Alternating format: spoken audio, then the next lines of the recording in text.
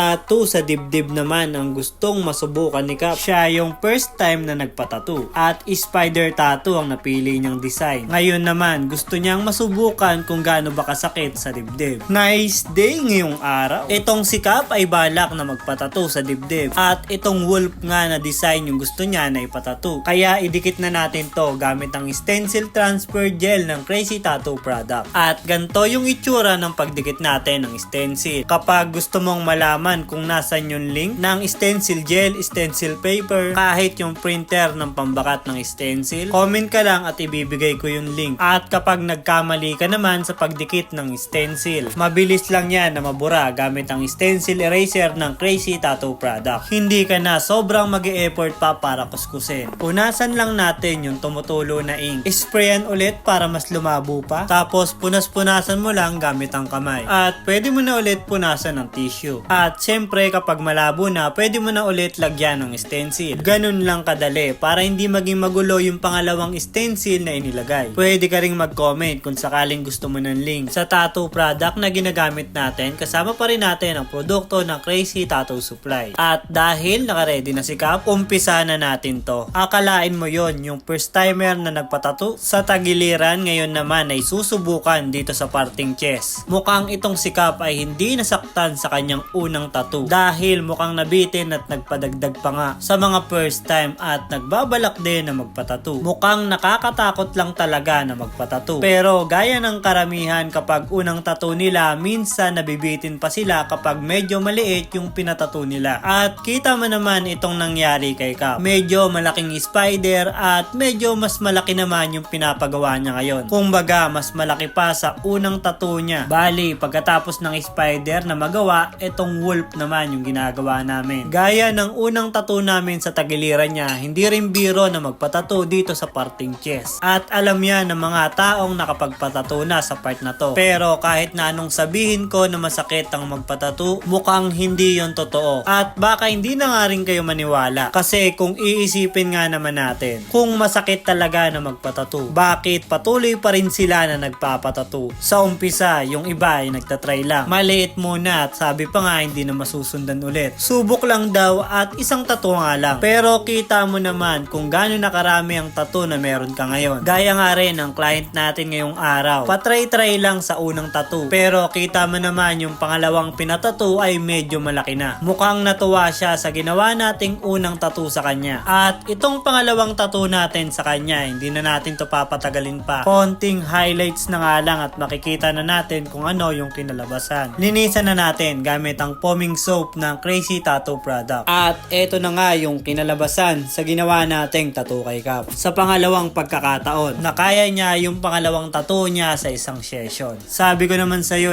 kahit first time, pwede ka kagad na magkaroon ng dalawang tattoo.